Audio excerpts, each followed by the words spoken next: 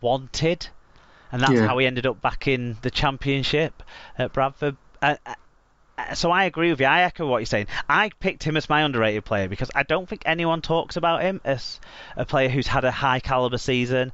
I don't think anyone would expect him to be a player who's had a high caliber season. Is that because no one's watching Huddersfield? Well, there is that, but he's been Huddersfield's most consistent prop forward this season, either through injuries or what have you. He's been incredibly consistent and pretty mistake-free as well when you look at it. He gets around 100 yards a game. He doesn't really miss many tackles.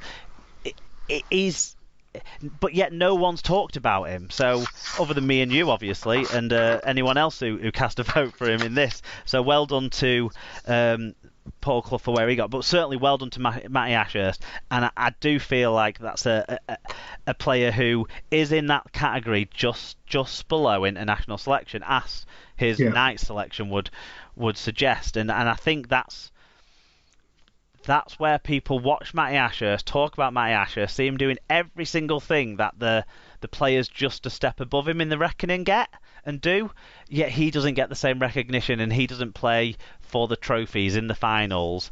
And maybe that's where he comes in as underrated, Tim. Definitely, yeah. So now let's move on to the worst signing award.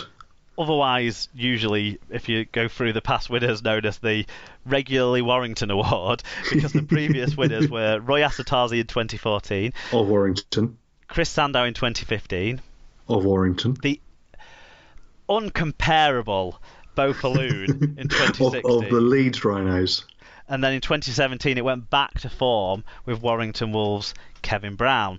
How did it go in 2018, Tim? So Stanton Albert and Gary Lowe were sharp votes from the off the four-man shortlist. Zach Hardaker. Yeah, good thinking. Whoever picked up on those particular Gary Lowe. Yeah, I couldn't even remember them. It was only earlier when we talked about it. I was like, I remembered Gary Lowe and all that. It was that far long ago. That's another sign we've got too long a season. I can't even remember Gary Lowe. Zach Hardaker also got votes, although technically 2019 will be his first year for his new club, so he doesn't qualify this year. So all you Wigan and Zach Hardaker haters out there, don't worry, you can vote for him next year. You'll get another chance, don't worry. I mean, he's got to do something between now and then. I've already put him on the shortlist shortlist for next year.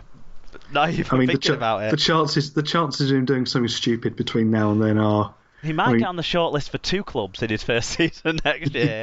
You never know with Zach Hardaker. Who knows? But the bulk of the votes went with our shortlist. Do you want to take us through how they rounded out? So in 4th place, it is Nathaniel Petru. Nobody even knows how to say his name. We just saw that little of him. But we did start to see him towards the middle eights. He did start to make an appearance. But up until that point, we'd only seen him twice. In any appearance he made. Yeah. I couldn't tell you one thing he did. I couldn't really even tell you what he looks like. I only know he went on the field because of the graphics at the bottom of the screen that told me he was coming on or going off the field. It's a bit like Adam Milner against New Zealand. 3rd place, Liam Finn. Yeah, that was an odd one, wasn't it?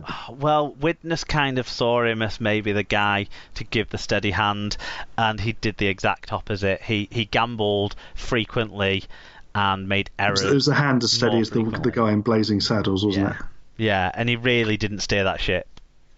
Yeah, in 2nd place, it was the one and only Jack Littlejohn. Now, I mean... Do the winner and then we'll go back to how Jack Littlejohn was robbed. The winner of the 2018 Super League Pod Worst Signing of the Year award goes to Tyrone Roberts of Warrington.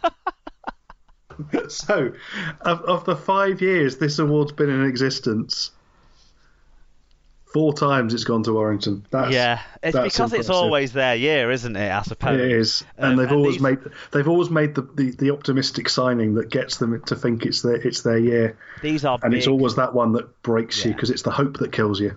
Big splash signings, big name, big money, big fanfare, and when they don't go home with a trophy, it's when you're going to start getting criticism. But I voted for Jack Littlejohn. And I'm really disappointed for Jack Littlejohn. I think this is one where our listeners have really got it wrong. And I'm not going to say that across the board, even where I've disagreed with my own personal vote. But on this one, the listeners have got it wrong. Jack Littlejohn was clearly the worst signing. Let me recap a little bit of what's just happened recently. Jack Littlejohn has left the Salford Red Devils. No one told anyone that he had left the Salford Red Devils because it might remind fans of the Salford Red Devils that he was bought and signed to play for the Salford Red Devils. He was so appalling throughout the season. The Magic Weekend game where he played was the worst performance I've seen firsthand all season from any halfback. I just don't understand how he wasn't the winner of this award. So congratulations to Tyrone Roberts. I think this was a real upset. I've really pushed as well all year to tell everyone how bad Jack Littlejohn has been. They tried him. They tried him in about 3 different positions, and he was still appalling. To Salford's infinite credit, they replaced him for the back end of the season, and gives everyone some light and optimism for 2019 as well for Jackson Hastings. So there you go. Okay, on to the best signing from last year. Do you want to take us through the previous winners, Tim, and then I'll tell everyone what happened this year? Yeah, in 2014 it was Luke Walsh. Gosh, remember him. 2015, Adam Cuthbertson. 2016, Kurt Gidley. And 2017, Matty Parcell. That one's aged badly. Joshua Charnley. It was really there. Yeah, so Josh Charnley, I hold my hands up to this. We should all hold our hands up to him because we discussed the shortlists together. Josh Charnley was a shocking omission from our shortlist. Because it felt like he'd been there the whole season. Yeah, but it still was his first season, so he still wouldn't have qualified. Joe Greenwood and Kenny Edwards were also other non-shortlisted players who got votes. Now, they joined midway through the season, did have positive impacts, but I wouldn't have been shortlisting Kenny Edwards for this award.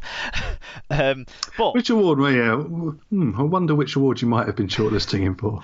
In 4th place was Warrington Wolves' Bryson Goodwin, who was unlucky in this dream team, really, that he had 2 outstanding options ahead of him. In 3rd place was the Catalan Dragons signing of Michael McAlorum, who, as the season progressed, really did settle in and provide a lot for that side. In 2nd place was a man we just briefly mentioned before, who came in very late. Captain Hastings himself. Yep, Jackson Hastings. Had a huge impact on his team season, like you say, Jackson Hastings.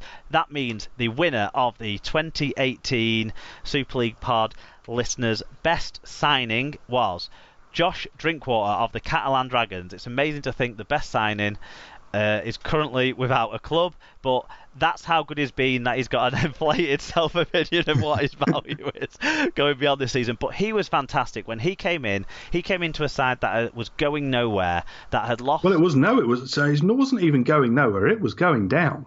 Yeah, they were relegated. 6 weeks in, they were relegation fodder. Yeah, I mean, Luke Walsh was meant to be their halfback, and his injury woes, sadly for him, forced him to have to retire. They completely lacked any sort of organisation on the field, any kind of... it wasn't necessarily a lack of creativity, it was a lack of understanding where to get the ball on the field to then be creative. And Josh Drinkwater brought them all. Vision and awareness, if you will. As well as a controlled kicking game, good goal kicking as well. He was my vote. He was the listener's vote. He won the award. So well done to him. As a group of hosts, me and Alan both went Drinkwater. You and Sarah went with Jackson Hastings. So do you want to talk a little bit about that one?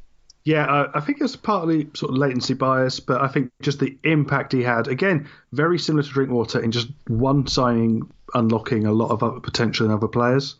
And I felt that Hastings and the lift he gave, not only Salford on the field, but I think off the field a bit as well. He kind of, the fans rallied round him because they thought, wow, this is someone that's box office, that's worth turning up to watch. Even if we're going to lose, we're going to lose with that running around on the field. And it's let's give it a go. So I think for his overall impact, that was kind of where I lent. But I think Drinkwater, I have no arguments with that. I think it's a fantastic signing. Yeah, when you finished in the top 8 and won a medal, it pushes you up that level. Yes, no, that's won a medal, not medalled.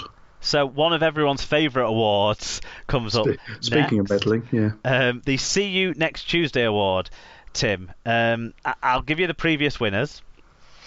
So in 2014, I think in 2014, Could you do that? for Yeah. a combination of homophobic abuse Oh yeah. and was this when he beat up the student as well? Or Was that the same thing? The homophobic and so I no, can't. there were different There's things. too many. Homophobic abuse to James Child, wasn't it? Oh yeah. 2014, the winner was Zach Hardacre. In 2015, it went to the, in inverted commas, good doctor, Marwan Kukash. In 2016... Has anyone certified his doctorate credentials? He's paid for it. He doesn't need to study. He paid for it. In 2016, Sean Wayne was the recipient of the See You Next Tuesday award for general prickish behaviour and basically the person who's annoyed you and irritated you the most over the season. It wasn't a vintage year for that. I don't. It was a thin shortlist that year, I think. In 2017, it was a return to the classics as Zach Hardacre the greatest won the hits, award if you will, for basically for taking or for destroying Cass's chances of a grand, ending his team's final season. A week before the grand final. Yeah. So, do you want to take us through how the votes went this year, starting with a few people that weren't on our shortlist that received votes? Yeah, so non-shortlist votes were cast for Louis McCarthy Scarsbrook. Harsh. I think that's harsh. He's a clown, but I don't think he's in the See You Next Tuesday category for me. I think there's some people who just hate him because I know who made that vote. It was my friend Cass, and he makes that vote every year. Tim. He's my John Wilkin. Yeah. His John Wilkin even. Ryan Atkins, which we all know what that's for, celebrating again. Ryan Atkins, I actually saw in Manchester Airport when I was getting in off my flight from my holiday recently. Was he celebrating a duty-free delivery? He was coming into the baggage carousel area as I was leaving it, so I just didn't fancy double backing and having a conversation with him because, you know... You were knackered. Yeah. Yeah. John Wilkin, of course, picks up a vote in this one, which has probably been my vote for quite a few years. And Sam Tompkins, because again, he's that Sean Wayne similar thing. It's just that figurehead and he has riled everybody, hasn't he? He winds people up. A few times. Don't like the guy. People just don't like the guy. Will your opinion of him change now he's not on?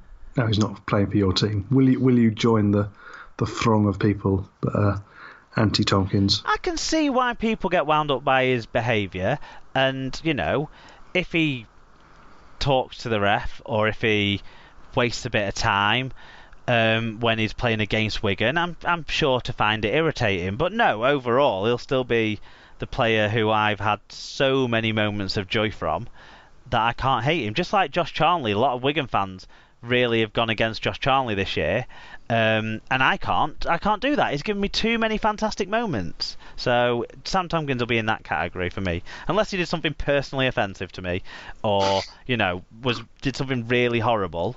Then no, something morally vacuous, if you will. Yeah, I could never see him as See You Next Tuesday. Okay, what about the top four then? Yeah, in fourth place, it is none other than Mr. Jack Bussey. Yes, he had one spectacular meltdown, didn't he, in one game for the Wolfpack in the second half of the season. Yeah. In third place, it was the moral vacuum himself, Mr. Kenneth Edwards. Not a surprise. My vote went for Kenny Edwards. I think he just does too much. Yeah. He scattered his See You Next Tuesday behaviour around the whole globe. which particular instant of behaviour would people have even picked on? There could be so many. Exactly. In second place, the rectum himself, Mr. Joel Tompkins.